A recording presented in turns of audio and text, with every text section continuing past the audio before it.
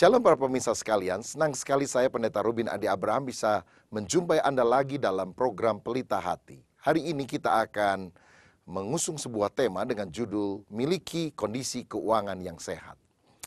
Saya tahu dalam kehidupan ada berbagai macam masalah yang sering kali kita alami. Salah satunya adalah masalah dalam bidang keuangan, terutama ketika penghasilan kita lebih kecil daripada pengeluaran kita. Akibatnya terjadi hutang yang menumpuk dan itu bisa membuat stres, bisa membuat kehidupan menjadi tidak nyaman, bahkan tidak bahagia. Tetapi hari ini kita akan mempelajari kebenaran firman bagaimana supaya kita punya kondisi keuangan yang baik. Nah, saya mau bacakan Kejadian pasal 12 ayat 1 dan 2. Abram dipanggil Allah. Berfirmanlah Tuhan kepada Abram, pergilah dari negerimu dan dari sanak saudaramu dan dari rumah bapamu ini ke negeri yang akan kutunjukkan kepadamu. Aku akan membuat engkau menjadi bangsa yang besar dan memberkati engkau serta membuat namamu masyhur. Dan engkau akan menjadi berkat. Aku akan memberkati orang-orang yang memberkati engkau dan mengutuk orang-orang yang mengutuk engkau. Dan olehmu semua kaum di muka bumi akan mendapat berkat. Kebenaran pertama yang kita harus pahami adalah Allah ingin memberkati kita. Karena itulah Allah menyuruh Abram keluar dari Ur Kasdim, negeri penyembahan berhala, untuk menuju tanah perjanjian, tanah Kanaan. Karena berkat Allah akan dicurahkan di dalam kehidupannya. Allah yang kita sembah bukan Allah yang pelit, bukan Allah yang menahan berkat. Dia rindu anak-anaknya hidup di dalam berkat. Miliki keyakinan sedemikian. Bahkan di dalam Galatia 3 ayat yang ke-29, firman Allah berkata begini. Galatia 3 ayat 29, dan jikalau kamu adalah milik Kristus, maka kamu juga adalah keturunan Abraham dan berhak menerima janji Allah. Kalau kita adalah orang yang beriman kepada Kristus, kita berhak menerima janji Allah seperti yang difirmankan kepada Abraham. Bahwa Allah akan memberkati Abraham dan melalui Abraham banyak orang lain akan diberkati. Hidup di dalam Kristus berarti lepas dari kutuk, hidup di dalam berkat Allah. Puji Tuhan. Yang kedua, berkat itu diperoleh bila sikap hati kita benar. Dalam surat 3 Yohanes 1 ayat 2 dikatakan, saudaraku yang kekasih, aku berdoa semoga engkau baik-baik dan sehat-sehat saja dalam segala sesuatu, sama seperti jiwamu baik-baik saja. Tuhan mau kondisi lahiriah kita, bahkan kondisi ekonomi kita baik-baik saja, sama seperti jiwa kita baik-baik saja. Nah, kata baik-baik yang ditulis pada ayat ini dalam bahasa Inggris ditulis dengan prosper. Artinya, kalau jiwa kita limpah dengan kebajikan, maka luarnya juga akan melimpah dengan berkat Allah. Karena itu Tuhan tidak mau kita punya hati yang sempit. Suka iri lihat orang lebih sukses daripada kita, lalu menggosipkan orang kiri kanan. Itu ciri seorang pecundang. Seorang pemenang adalah orang yang jiwanya besar, hatinya limpah, generous, dan dia percaya kalau orang lain berhasil diberkati Tuhan, saya juga pasti akan diberkati Tuhan, karena saya rindu melalui hidup saya nama Tuhan dipermuliakan. Nah, yang ketiga, Allah ingin kita jadi saluran berkat bagi orang lain. Firman Tuhan tadi berkata, aku akan memberkati orang yang memberkati kamu, aku akan mengutuk orang yang mengutuk kamu, dan olehmu semua kaum di muka bumi ini akan mendapatkan berkat. Tuhan tidak mau kita jadi orang yang egois, kaya bagi diri kita sendiri. Tapi Tuhan mau kita jadi saluran berkat bagi banyak orang. Di Israel itu ada dua tempat yang unik, saudara. Yang pertama Danau Galilea, yang kedua adalah Laut Mati. Danau Galilea itu subur sekali, banyak ikan, banyak pohon, udaranya sejuk. Tapi Laut Mati itu seperti namanya, mati. Tidak ada kehidupan di sana, tidak ada pohon-pohonan yang tumbuh, tidak ada ikan yang berenang, semuanya mati karena kadar garam terlalu tinggi. Padahal anehnya, baik Danau Galilea maupun Laut Mati ini dialiri oleh sungai yang sama, Sungai Yordan. Tapi kenapa Danau Galilea subur? Karena dia menerima aliran air, dia menyalurkan lagi ke Laut Mati. Sedangkan Laut Mati menerima aliran air dari Sungai Yordan tetapi mampet. Karena posisinya adalah daerah yang paling rendah di dunia. 400 meter lebih di bawah permukaan laut. Jadi orang yang menerima berkat dan menyalurkan berkat akan menjadi orang yang mengalami kehidupan yang berkelimpahan. Sedangkan orang yang terima berkat dan mampet hidup bagi diri sendiri, dia tidak akan terima berkat dari Tuhan. Mati rohaninya dan dia tidak akan mengalami berkat-berkat di dalam kehidupan. Tuhan mau kita menjadi berkat bagi orang lain. Diberkati untuk memberkati. Ini kita harus sadari, karena kita bukan owner, kita hanyalah manajer. Kita bukan pemilik, tapi kita hanyalah pengelola dari berkat Tuhan. Sehingga kalau Tuhan menyuruh kita menyalurkan kepada orang lain, kita harus taat. Tuhan memberikan kepada kita benih. Sebagian untuk dimakan atau dinikmati, tapi benih itu jangan dimakan semua. Karena sebagian harus ditabur. Justru ketika benih itu ditabur, itu akan menghasilkan buah yang lebih banyak. Jadi kita juga harus mempersembahkan yang terbaik kepada Tuhan ketika kita mendapatkan pekerjaan dalam pekerjaan. Apa bentuk persembahan terbaik yang kita bisa berikan kepada Tuhan? Yang pertama adalah persepuluhan, karena persepuluhan diajarkan di dalam Alkitab, baik perjanjian lama maupun perjanjian baru. Jumlahnya adalah 10% dari penghasilan bersih kita. Dan dasar daripada pengembalian persepuluhan kepada Tuhan adalah ketaatan kita. Dan yang kedua selain persepuluhan adalah persembahan. Ya mungkin persembahan kolekte kalau saudara beribadah, persembahan syukur, persembahan pembangunan gereja, persembahan untuk diakonia orang-orang yang membutuhkan. Dasarnya adalah kerelaan, karena jumlahnya tidak ditentukan. Tetapi kalau saudara mengembalikan persepuluhan karena taat dan memberikan persembahan karena rela, Tuhan menjanjikan tingkap langit dibuka dan berkat Allah dilimpahkan. Karena Alkitab mengajarkan, Allah tidak menyukai orang yang kikir. Bahkan dalam 1 Korintus pasal 6 ayat 9 dan 10 kalau saudara baca di dalam Alkitab, orang kikir itu tidak mendapat bagian dalam kerajaan Allah. Karena orang yang kikir, pelit, egois, serakah bagi diri sendiri, itu adalah orang yang tidak menyembah Allah yang penuh kemurahan. Dia menyembah mamon, dia menyembah materi. Dan orang sedemikian hatinya tidak cocok dengan hatinya Tuhan. Jadi kalau saudara mau hidup limpah, punya kondisi keuangan yang sehat, selain engkau bekerja dengan rajin, milikilah hati yang cocok dengan hatinya Tuhan. Generous, suka menabur, suka memberi. Dan ketika engkau belajar mempraktekkan hal itu, engkau lihat tingkap langit akan dibuka, berkat Allah dicurahkan secara luar biasa. Pemirsa, saya mendengar satu kesaksian. Ada seorang bapak yang bekerja, berjualan, tetapi secara ekonomi kurang terlalu mantap. Sampai satu kali ketika dia mendengar firman tentang persepuluhan, memberi untuk Tuhan, dia mulai mempraktekannya. Saudara, walaupun belum tulus, belum sungguh-sungguh, dia mulai praktekkan. Tetapi 2 tahun kemudian setelah dia dengan rajin mengembalikan perpuluhan dan mulai ada sukacita, Tuhan memberkati dia, dagangannya naik luar biasa. Dan salah satu mujizat yang baru saja mereka alami adalah, sebetulnya ketika mereka mengalami kesulitan keuangan, mereka pernah menggadaikan rumah.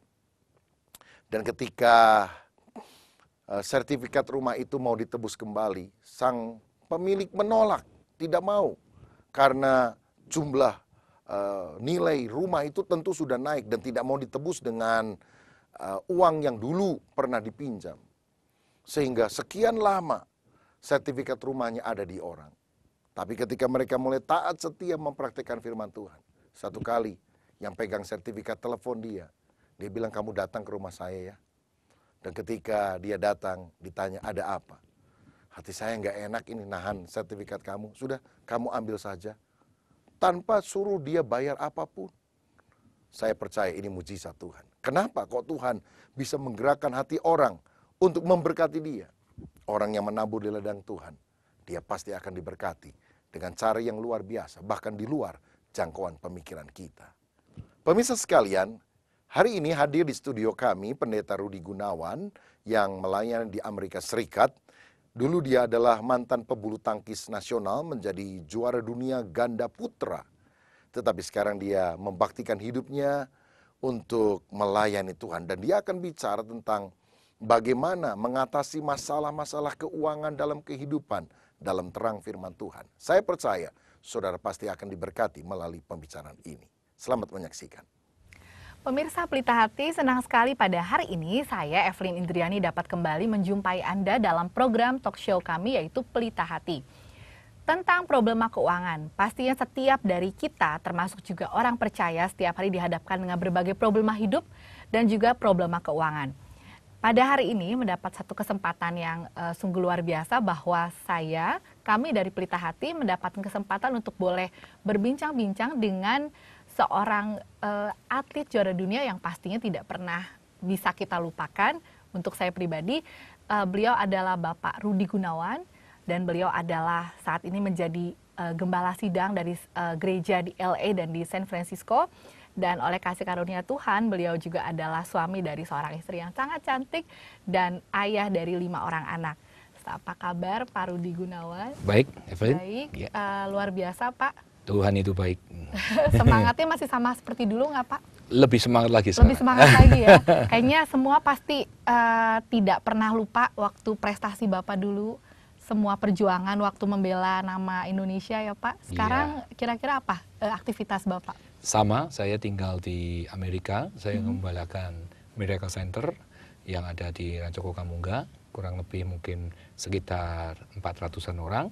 Dan kami juga punya suatu vision supaya kita banyak memulihkan orang-orang seperti homeless, nggak punya makan dan lain sebagainya. Dan saya sendiri sekarang ini bergelut menjadi pelatih nasional di USA untuk ya anak-anak muda 2016 ya untuk Olimpik.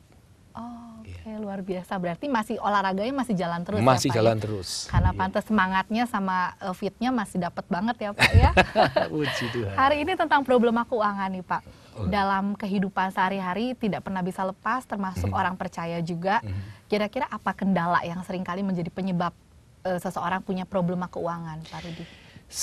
Sebenarnya kendala keuangan itu sebenarnya kalau menurut saya pribadi tidak perlu terjadi.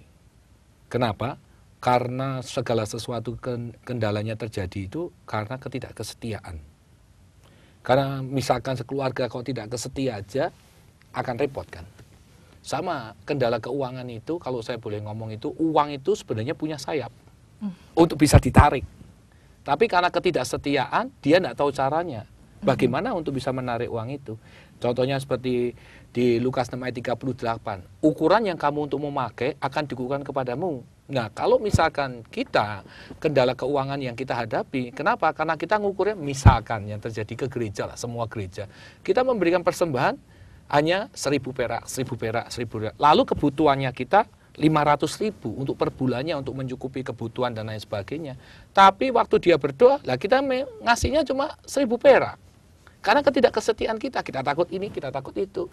Pada Tuhan berkata, kamu jangan pernah takut, kamu jangan pernah khawatir. Kita ini seringkali sulit untuk mempercayai firman. Itu yang poinnya. Kalau kita setia aja, kita sesuaikan dengan firman, sebisa mungkin, semampu mungkin. Saya yakin dan percaya Tuhan akan buka tolong. Karena apa yang ukuran yang kamu pakai untuk mengukur, akan diukurkan kembali kepada kamu. Kalau kamu ngasihnya 1.000, tuh kamu minta 500, Tuhan berkata, lah, udah sesuai, kamu mengukurnya segitu. Kalau kita mengumpulkan suatu kebajikan, kita akan terima kebajikan. Tapi kalau kita mengumpulkan suatu kejahatan, kita akan terima kejahatan. That's the point adalah, makanya Tuhan berkata, sebenarnya Tuhan itu mau mengguncangkan adonan kita sampai madatnya, sampai tumpah meruah. Cuma kenyataan karena kita tidak setia. Sulit. Contoh paling gampang, perpuluhan. Ke gereja, jemaat soal memberikan perpuluhan ke gereja, tapi sulit. Dalam keadaan dan lain sebagainya. Banyak ting lah. Nah, kalau kita sudah banyak ting, kita banyak mikir, repot kita. Ketidaksetiaan, kekhawatiran, ketakutan, itu akan ada. Nah, waktu itu terjadi, iblis akan berkata, jangan beri, kamu kurang ini, kamu kurang itu, tidak beri. Padahal Tuhan ingin memberkatinya. Tuhan nunggu kita menjalankan, kita tidak menjalankan. Nah, kesetiaan itu memang gampang diucapkan, sulit untuk dilakukan. Tapi Tuhan tidak lihat kemampuan kita, Tuhan lihat kemauan kita. Lalu ini menarik bahwa rasanya saya juga baru mendengar bahwa konsep tentang uang ini adalah tentang ketidaksetiaan ini. Lalu cara pandang lebih lanjutnya bagaimana Pak Rudi seharusnya orang percaya terhadap berkat atau berkat materi uang yang Tuhan berikan? Sebenarnya uang itu kalau menurut saya bukan segalanya ya. Banyak orang berpikir bahwa uang itu segalanya dan kalau menurut saya kebalik, firman itu segalanya. Kenapa? Firman Tuhan sudah mengatakan kita hidup bukan karena roti. Roti itu ada yang kita makan setiap hari. Nah, uang kita butuhkan setiap hari. Tapi sesungguhnya kalau kita percayakan firman, firman itu akan memerdekakan kita.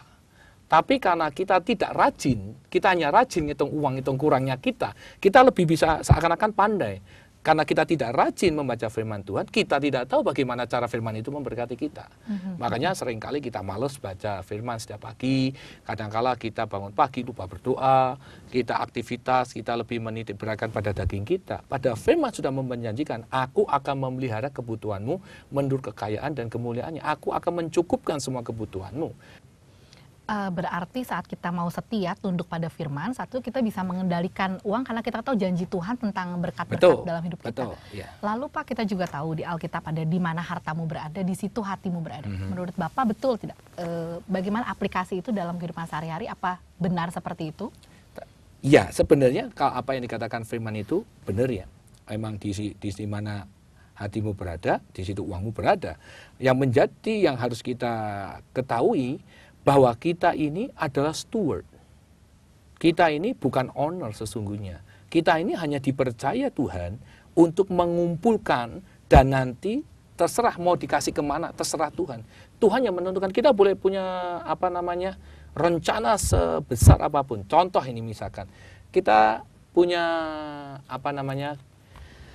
gedung di Amerika itu kurang lebih hampir 13.000 square feet. Kita tidak ada orang yang boleh dikatakan yang terpandang, atau kita boleh dikatakan orang yang hebat, atau orang yang paling kaya lah di situ. Tidak ada. Kita average. Semuanya average.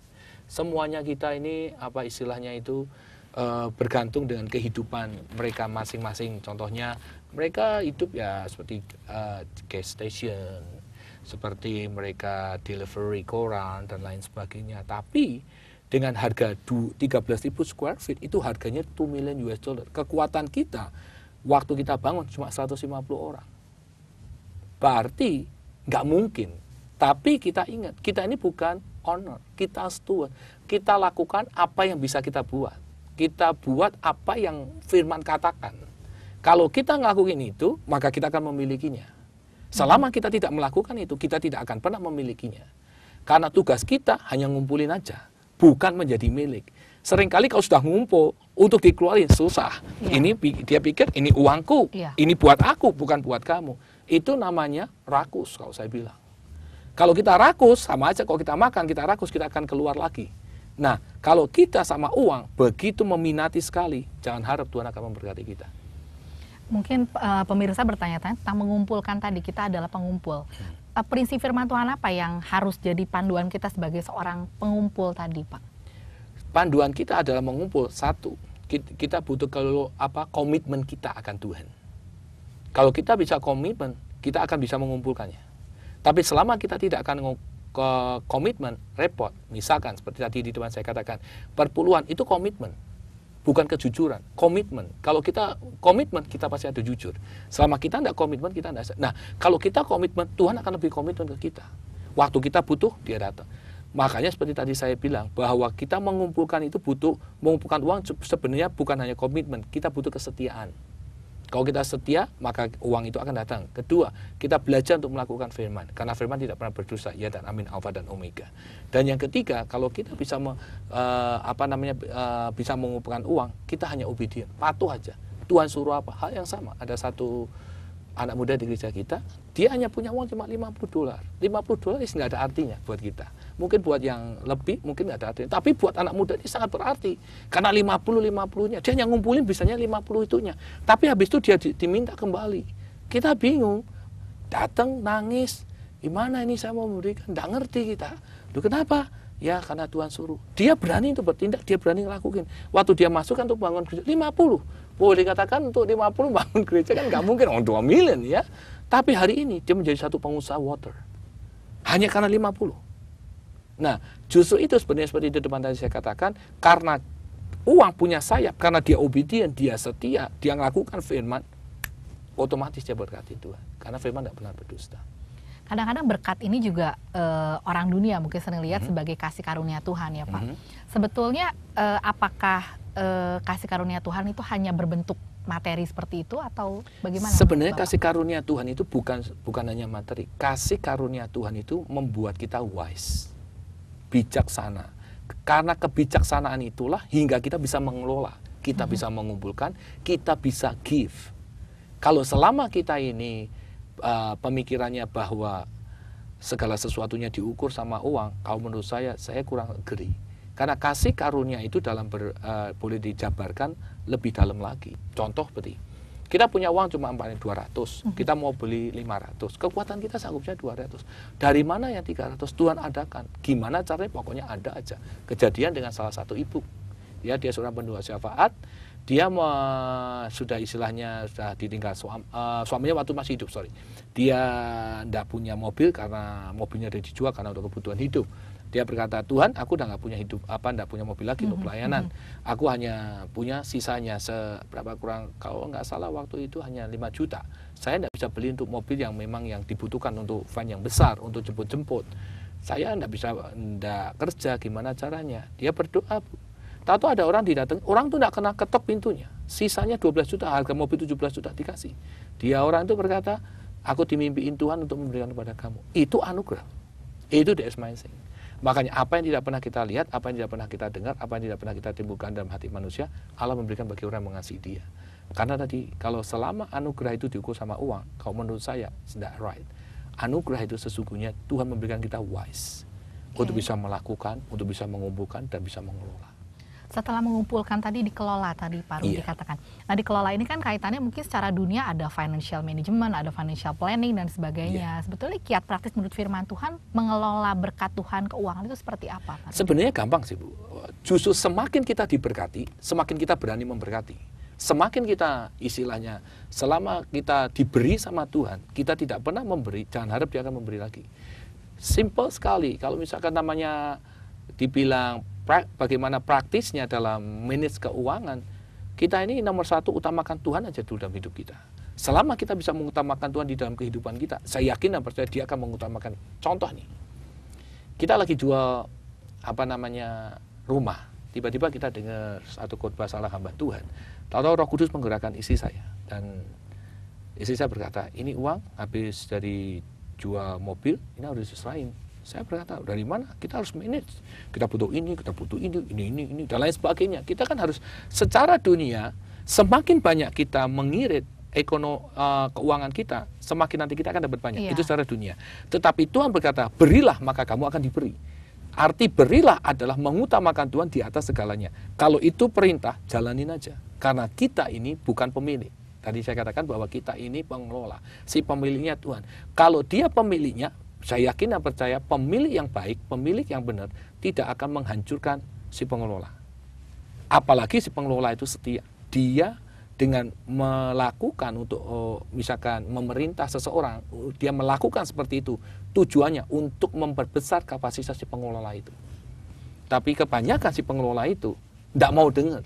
Hal yang sama waktu itu istri saya dikatakan kasih, dan saya berkata enggak, Tuhan ngomong. Dan waktu kami berdoa, waktu dia berjalan, kolektornya jalan terus di depan itu. Saya berkeras hati untuk tidak. Tapi persis di depan mata saya, Roh Kudus berkata, lakukan apa yang istrimu katakan. Baru saya jalani. Hari ini hidup saya tidak miskin. Hari ini Tuhan pulihkan. Lalu bagaimana Pak kalau mungkin dari anak-anak Tuhan sendiri, kadang-kadang terlihat seperti taat di luarnya. Tapi padahal hati itu sepertinya, ya kalau saya kasih pasti Tuhan kasihnya berkat lebih besar. Ada mungkin motivasi seperti itu bagaimana menurut pandangan? Kalau menurut saya, motivasi itu adalah motivasi yang harus hilang dalam diri kita. Kenapa? Kita memberi bukan minta imbalan. Kita memberi karena Tuhan sudah mati di atas kayu salib. Itu the point. Kenapa? Mau diberkati, mau tidak diberkati, our opinion adalah menyenangkan hati Tuhan. Makanya kalau ada roh takut akan Tuhan, dia nggak punya pemikiran seperti itu. Karena kita pengelola. Kalau kita berkata, kalau kita memberi, kita minta balik, berarti kita minta imbalan, kita pemiliknya. Karena aku beri, kamu harus beri. Tapi kalau kita pengelola, itu apa yang dikatakan bos kita, apa yang dikatakan Tuhan kita jalanin.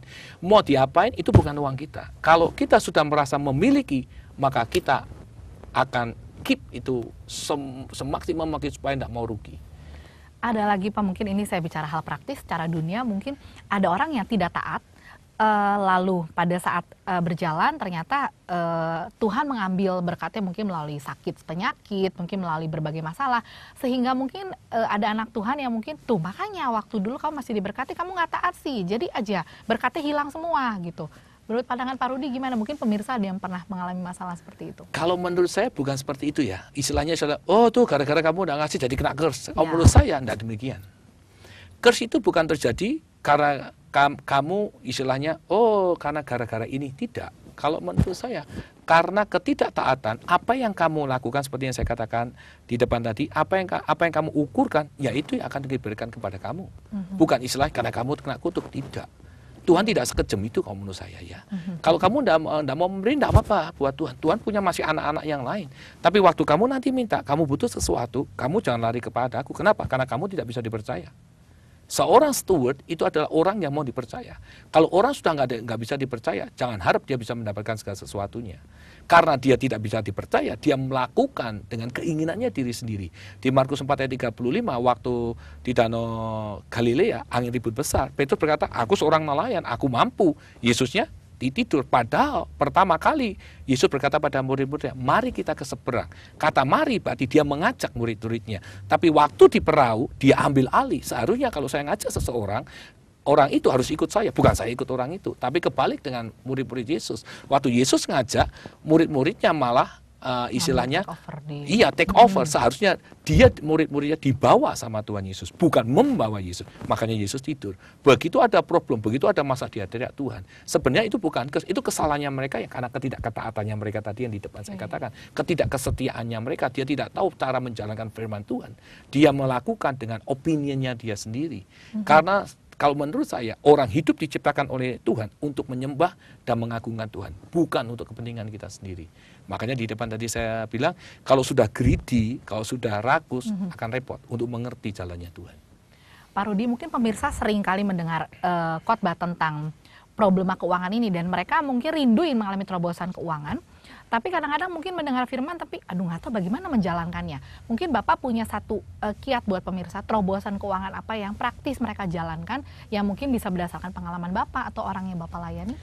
Kalau menurut saya, hanya 4 hal yang sangat praktis. Nggak usah bicara tentang uang dulu.